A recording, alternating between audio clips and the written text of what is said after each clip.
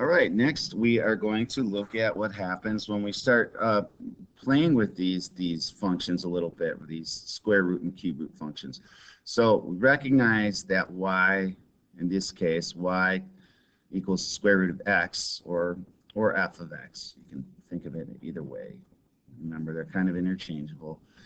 This is our parent function, right? That's our parent function, and so we're going to see what happens when we do things like put a number in front of this, when we put a number inside the radical with it, when we put a number outside the radical, and even when we change the sign of the number that's in front of the radical. All right, and so we'll hopefully kind of be able to infer some of this from what we're doing. So let's take a look at the first one we're going to do is y equals square root of x minus 2, all of that, plus 5. And then the plus 5 is outside the radical sign. So let's try this, all right? So I have it pulled up.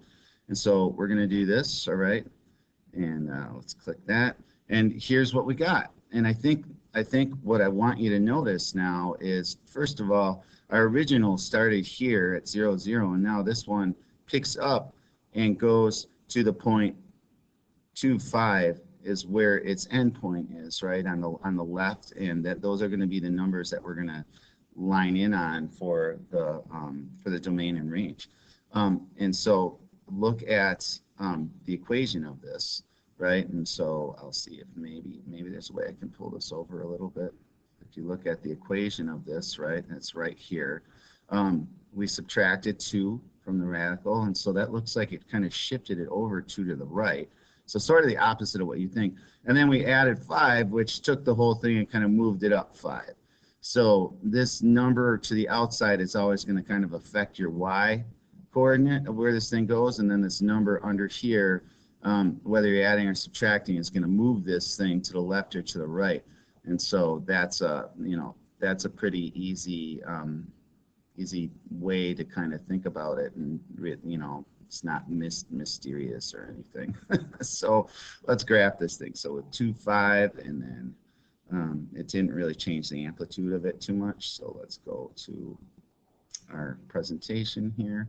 We're going to go up over 2, right? We'll say over 2, and then we'll go up about what we think 5 is. We'll put a point, and then we're going to start there, and then we're going to go like that, right? And draw our graph. And then let's note that starting point there, right? So 2, 5, all right? This is our starting point. So our domain is going to be x is this time x has to be greater than or equal to 2, right? Because it shifted, right? Shifted over. So x is greater than or equal to 2. And our range similarly shifted up as well. So our range has to be greater than or equal to 5, because there's nothing lower than 5 on this, because you're just not going to be able to get anything, because you're not going to get any negative numbers from a radical, right? And that's the only way you could get lower than 5. All right, let's try this next one here. Apologize for all the crazy sporadic movements with this. All right, so now we have the next one, which is negative 2x plus 3 minus 1. All right, so bunch of wacky things going on with this one. So what you'll notice is, first of all, this thing basically got flipped over the x-axis, right? So the parent function would put it like about right here, right? And then it got shifted to the left 3, and that can be kind of represented. Let's see if I can squeeze this over again. I don't like that. All right, got shifted to the left 3, meaning, so right here, this is what we're looking at. I'm going to see, I just need a little more. There we go. So there's our negative. That accounts for it getting flipped. The 2 just means it's going to open up bigger, right? It's going to open up bigger. It's going to make everything a little larger, twice as large, actually.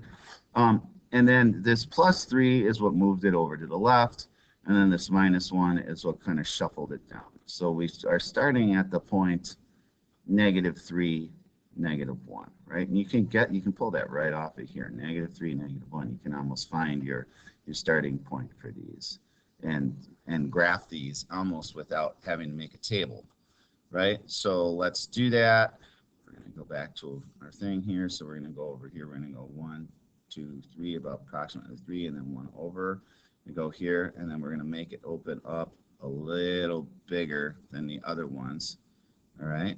We're going to mark our point, and our starting point is -3, -1. And remember, we're getting that off of this and this right here, right? The negative is what caused it to flip, right? And then the 2 made it open bigger, right? So there's a lot of interesting things going on with this. All right, with your x, you're going to go x is equal to, well, it's everything's greater than -3 this time, right? So that's our leftmost point, and sorry, wrong way. You can tell my coffee hasn't settled in yet today.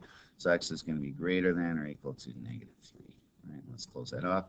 And our range this time is actually going the other direction. So our range, y has to be less than or equal to anything less than -1, right? Because it never goes above that. Okay, so that's that. We will stop here. In the next video, we will look at cubic functions and what happens when we play with those things and try to do transformations of those.